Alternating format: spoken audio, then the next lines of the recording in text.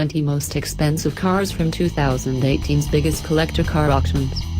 7 auction houses sold 2,668 of the 3,176 vehicle lots on offer in 2018, pulling in a grand total of $247.8 million, according to Hagerty Insurance, which had representatives observing the sales last week in Arizona.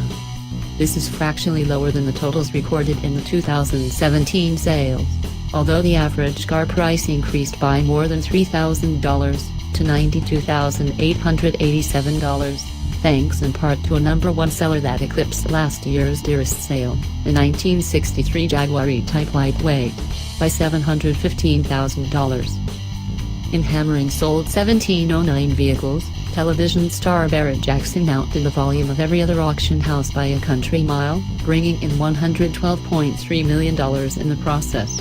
Pudding and Company placed more cars on this list of the top 20 priciest sales, 7, while bringing in $49.2 million with only 110 cars, for a week-leading average of $447,415 per.